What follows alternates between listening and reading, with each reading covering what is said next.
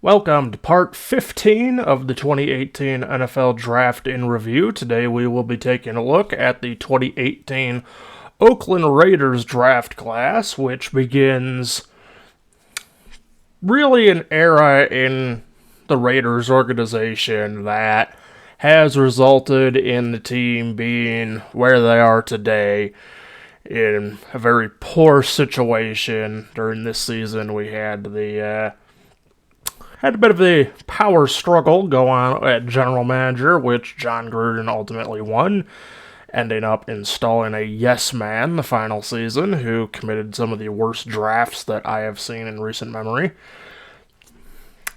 But this class here is really part of the overall problem of the Raiders. It's not like they were doing particularly well before Gruden came into the picture. This team never really was able to build any substantial, cohesive forward progress, I guess you could say.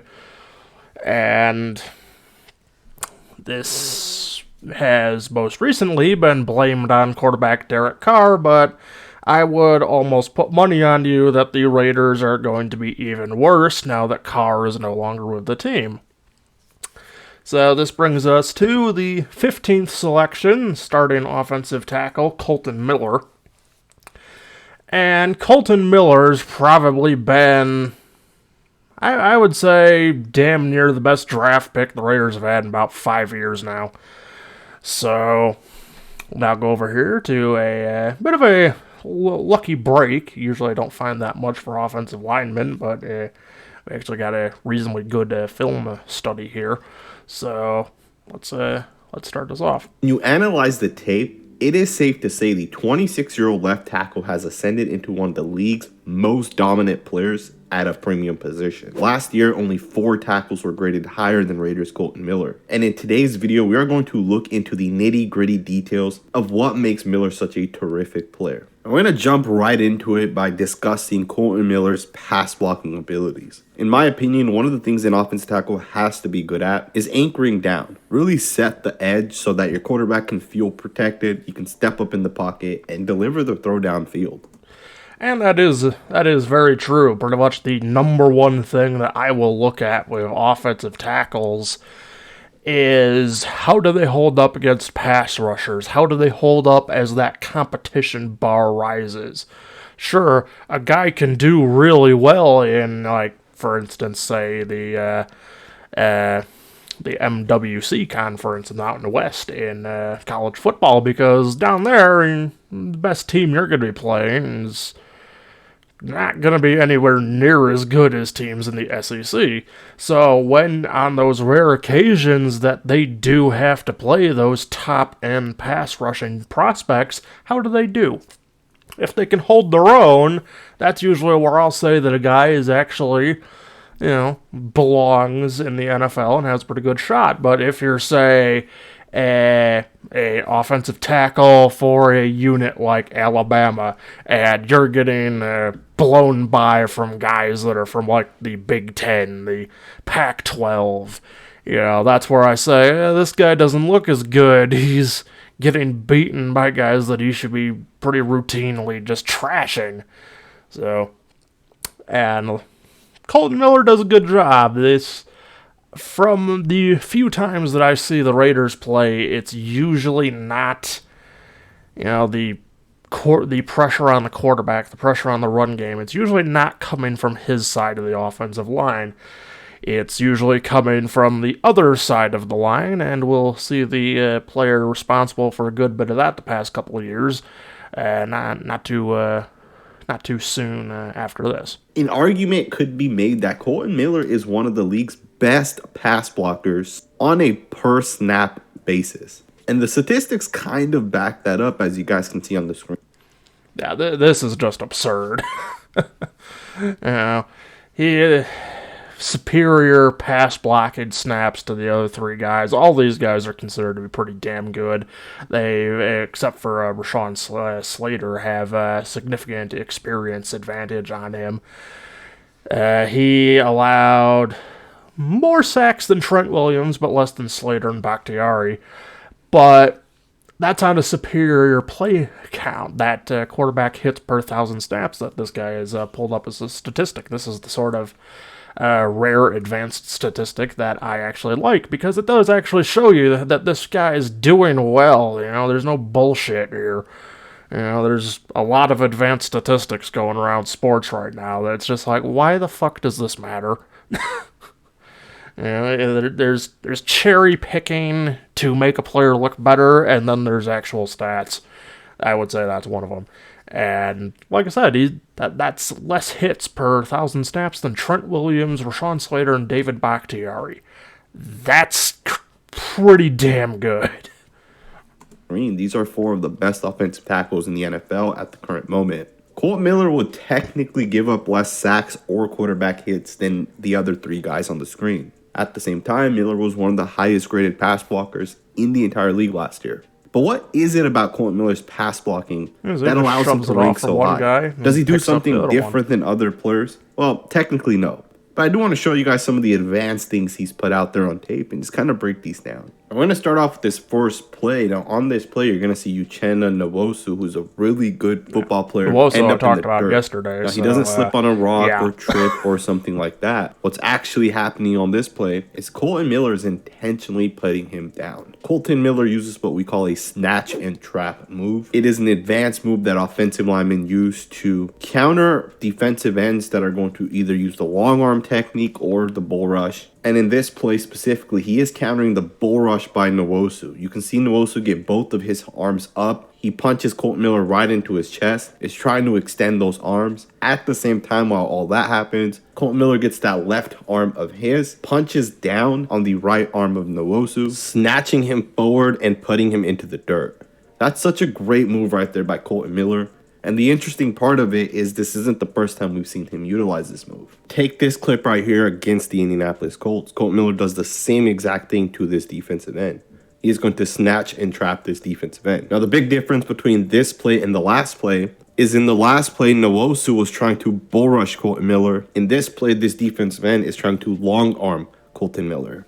But regardless, it's the same exact concept. Miller is going to snatch that left arm of that defensive end. And because the defensive end is basically putting all his power into the long arm, he is basically putting all his power forward. And a miss of that punch or that long arm could lead to the defensive end falling forward. And of course, Colton Miller, being a smart football player, is going to actually force the miss. As the long arm comes, Colton Miller is going to chop it down. And basically, all your weight is already going forward. So you're only going to fall forward. That's exactly what happens in the play against Nwosu. So, yeah, it really just speaks for itself that he has started every single game that is possible, aside from 1 in 2022 and I believe 2 in 2020.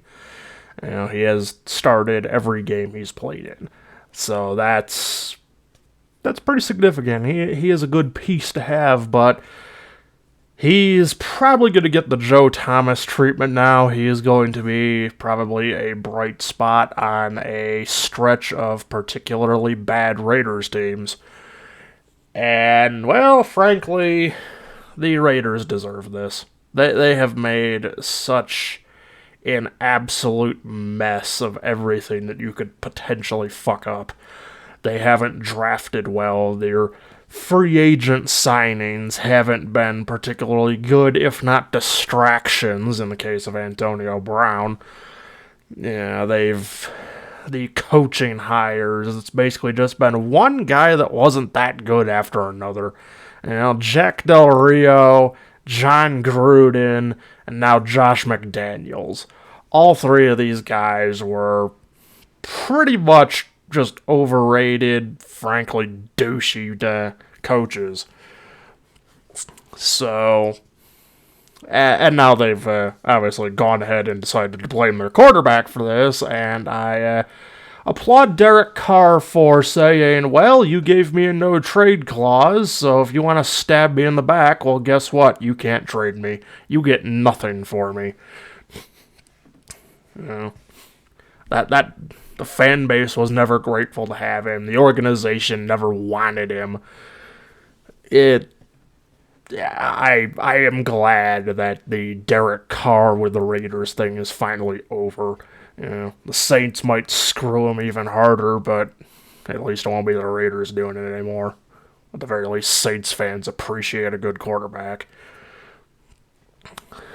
So, next on the board, we have pick number 57, defensive tackle P.J. Hall.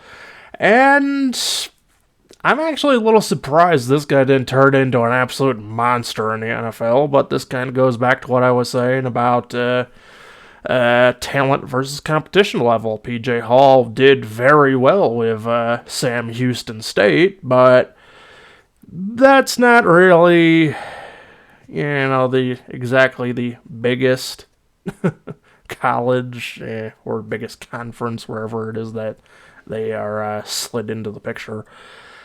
And he never really emerged as anything in the NFL. I don't think he's actually still in the league at present moment. But yeah, all these stats are a lot lower than I expected. It's the pass deflections 2 in 40 games. 2.5 sacks through that same period. Less than 100 tackles over 3 seasons. I wouldn't say he like I said, he had the potential, and as it happens, it didn't translate. It's really sad to see, because if you go back and look at this guy in college, he was one of one of my favorite defensive players that I've seen in terms of defensive linemen. But sometimes you just get those guys in college that are absolute freaks, and then it just completely disappears once they hit the NFL, because the competition level goes up so much that they can't compensate and then just fall apart. As for where he is now, he is playing in the XFL for the Sea Dragons, Seattle. I didn't actually look at the defensive stats again to see what he's doing in the XFL, which is a little stupid, because I did do that for wide receiver Marcel Aitman, who we'll talk about later.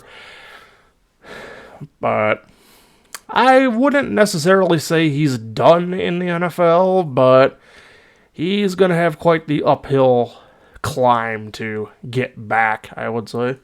So, we'll see how that goes in the future. Next, we have the other offensive tackle, Brandon Parker.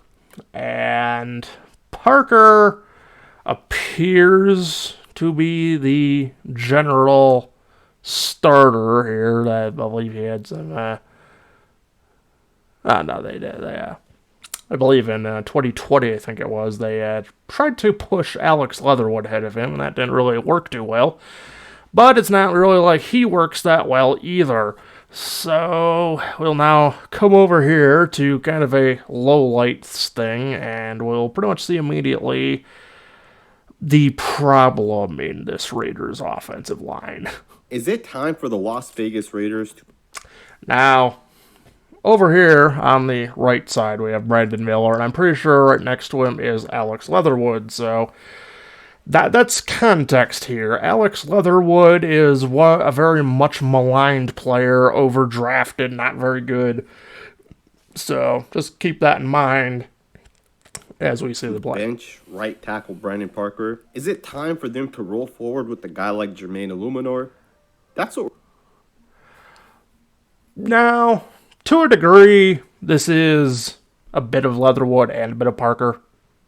I would say that Leatherwood pushed off well before he should. There's no reason for him to really push off and extend there. The blocks are out ahead. But then you have Parker here, who's just getting beaten on the inside. Josh Jacobs goes down, which should have been a very easy play. Jacobs or Kenyon Drake for the Raiders struggling to run the football, but they don't blame the offensive line necessarily.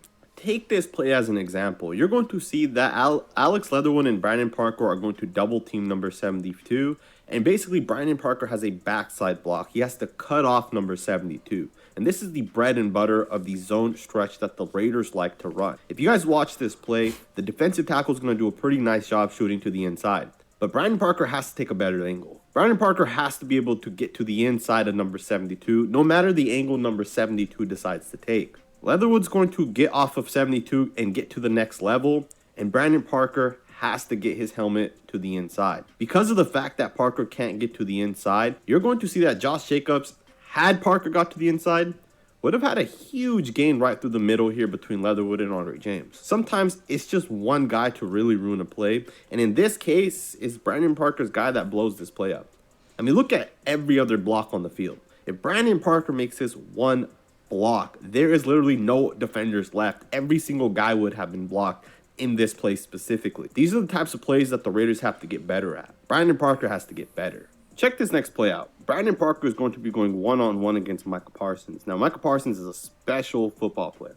He is a potential superstar player. He may be one of the best players in the NFL on the defense side of the ball, but he is still just a rookie. Brandon Parker, you're in year 4.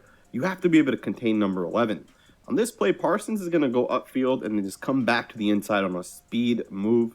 And Brandon Parker's sitting there eating dust. Like, the guy has no shot to block number 11.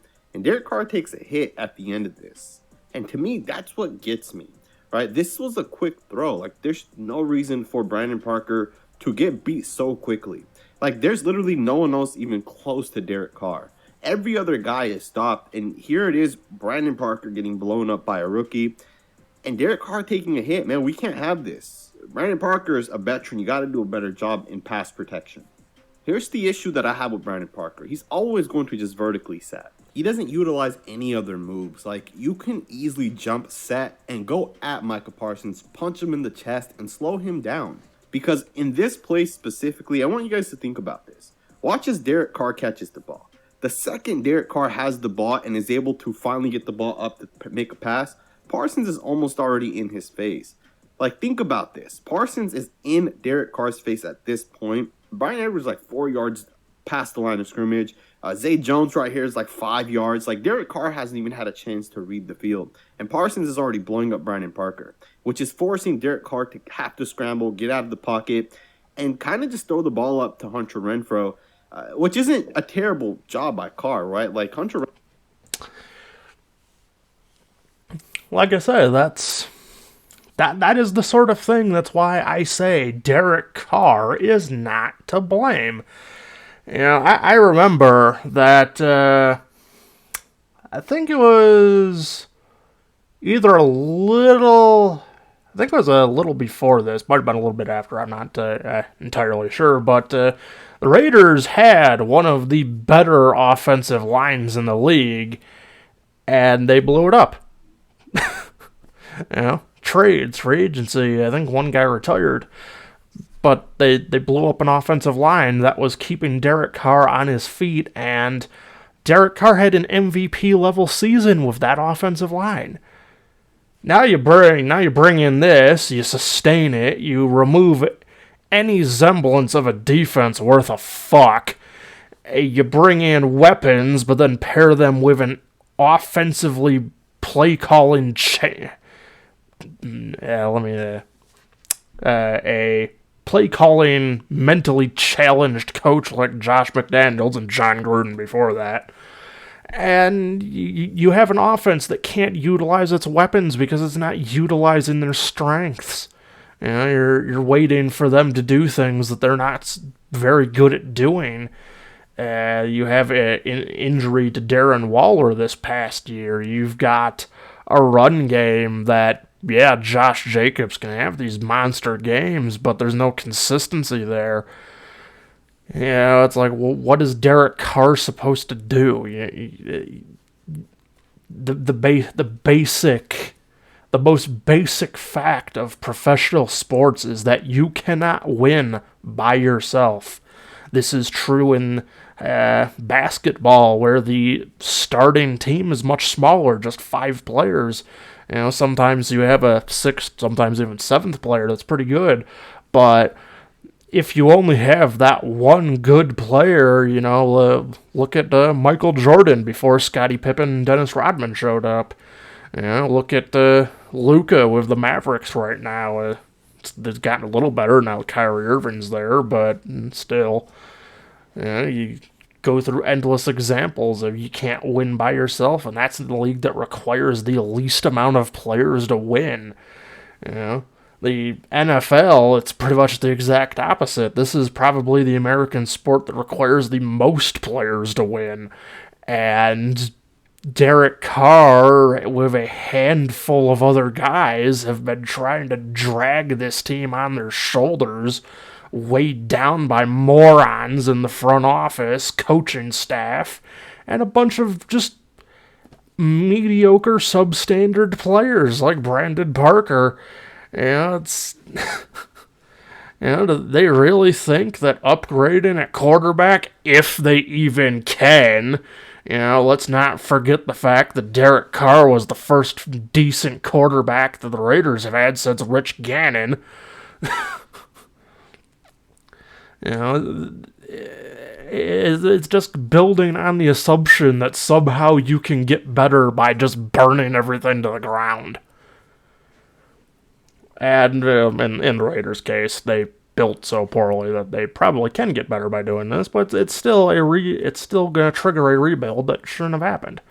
And I have heavy, heavy disdain for teams that manage to fuck up that that badly. It's like you had it in the palm of your hands and you threw it down the drain. It irks me. And it especially irks me to see Derek Carr take the blame for this shit. This was an organizational failure, not a quarterback problem. So, next up we have the 87th selection, defensive end Arden Key. And Arden Key is the last player that we have any highlights for today. And Key is an interesting one to me. He hasn't really been a starter, aside from his rookie season where he started 10 of 16 games. But he seems to be something of a situational guy where you plug him in and see if he can't get to the quarterback. Which is weird, in a sense, and has led to him already playing for 3 different teams in his first 5 seasons. And I believe, let's see, okay, so he should be a free agent again. So we'll see where he ends up after all this is said and done. But we'll go over here and see a little bit of what he did for the Jaguars this past season. Hurts to Gainwell in traffic. It was knocked down. Good play by Arden Key, former Raider in his first. Those eyes peeking in there, and you feel it, right? You just feel it. You know something's fishy. They're not blocking you quite the way you're thinking about. Yardage. Blitz from San Francisco. Hurts stands and delivers. Incomplete. Looking for Jalen Reagor. Lenore, the closest man. Step. There it is. The hands just by him. But look at the feet. No doubt. Here's Fields. They're going to take a deep shot for Darnell Mooney. Leaping. Picked off. Josh Norman has it. Polamalu to me. McCoy in trouble. Chased by Armstead on the roll. Tries to flip it out of bounds. Over the last few weeks. Not a good, you see why Colt McCoy failed in the NFL right there. It's Arden Key. It's coming from the top of your screen right there on the left.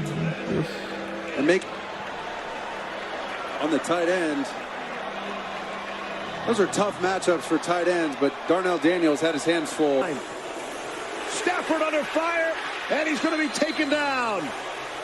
That's a pretty good sack right there. The Rams' offensive line during that season was actually good at their job. That was 3rd and 6 for Lawrence. And he's going to go down inside the 40 of Jacksonville. Oh, the pockets get messy. And he's just excel at bullying his way through it. And like I say, that is good for generally a backup player to have. So he gets a good, pretty decent number of sacks for a guy that isn't really starting or seemingly even, really involved on the defense all that often. So this is kind of one of those lower end backup, low-end starter type of defensive players that if he comes to your team in free agency, well, it ain't the worst thing. You got a guy that can at least get the quarterback on the ground when he gets on the field. So, can't really complain about that. Next, we have Nick Nelson, cornerback. And this is where this draft basically starts to just go into the Raiders just suck at this type of thing. And for a team that didn't have a secondary, this guy was even bad by that standards. Didn't really do anything. He's now I believe a free agent. Yeah, currently a free agent. So nothing really to see here. Moves us along swiftly to defensive tackle Maurice Hurst. And Maurice Hurst has had a little bit more time on the field, at least, than the previous pick. But he's kind of been declining in terms of how much he's really put on the field ever since his rookie season. So this is another one that I would say he makes a pretty decent high-end backup. Being that he's now, I believe, with the 49ers, he doesn't really have too much of a chance on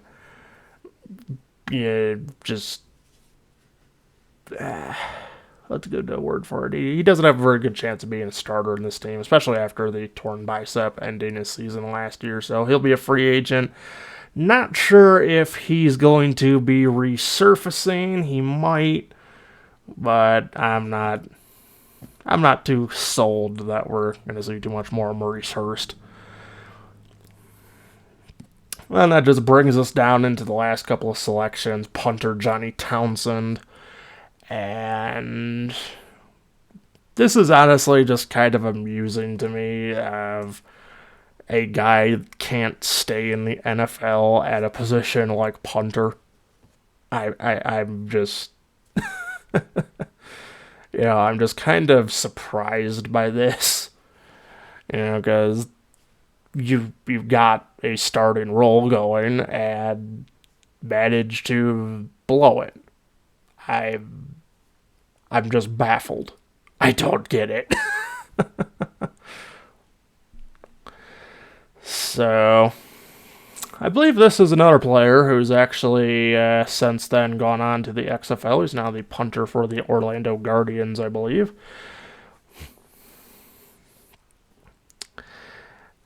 But yeah, a punter that managed to flop out of the league. You don't see too much of that. Next, we have linebacker Azim Victor, currently a free agent, never really has made a team. He's been out of the league since his rookie season, 2018, spending time in the AAF, Canadian Football League, the Spring League, and now the USFL. So he's pretty much just going to keep bouncing around the lower leagues till he retires. And I believe that I didn't think too great of this pick. Just one of those, we've gotten to day 3, what do we do now? Just throw a dart at the board and pick where it lands.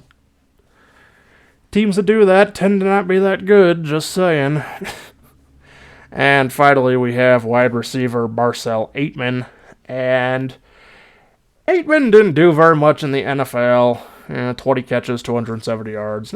Just not bad for your average practice squad number 4 option type of receiver, but not enough to keep him in the NFL. He's also since moved on to the XFL with the St. Louis Battlehawks, where he's not doing particularly great. He's pretty much established himself as the 3rd option on that team, and that should tell you about what you want to know. Just, 3rd option in a lower level of professional football. Just not much to say for himself there. So back when this class was originally picked, I expected that at least the front 4 of this class would do a lot better, especially P.J. Hall. I figured that he would be good enough to give it an A-, especially considering the fact that I was expecting PJ Hall and Khalil Mack to be on the field together, only for the blockbuster trade of the Raiders stupidly fucking trading Khalil Mack to the fucking Bears. Go ahead, tell me the Bears didn't win this trade. The Raiders got Josh Jacobs out of it. The Bears got Khalil Mack and Cole Kmet out of it. It's like, really? It just didn't work out. It's the same thing with that the trade of Amari Cooper. I believe that's one we'll probably see next year. Yeah, he's not with the Raiders anymore either. So I can't really give this lower than a D because there is at least some players here that are still in the league. Colton Miller is going to continue to be a starter for years to come. Brandon Parker may at least fall into that backup type of role. You'll still regularly see him for years to come, but generally speaking, it won't be that good of a thing when you do. So I'd bring this down to about a D+, in the draft now. It didn't really work out, and as we will see in years going forward, the Raiders pretty much just got worse at this as John Gruden's puppet regime took over and caused an absolute clusterfuck to just annihilate that team. So that will be doing it for this video. Tomorrow we'll be looking at the final team in the AFC from the 2018 NFL Draft. That'll be the Denver Broncos. And so, subscribe to the channel, like the video, hit the notification bell, follow me on Twitter, and I will see you tomorrow.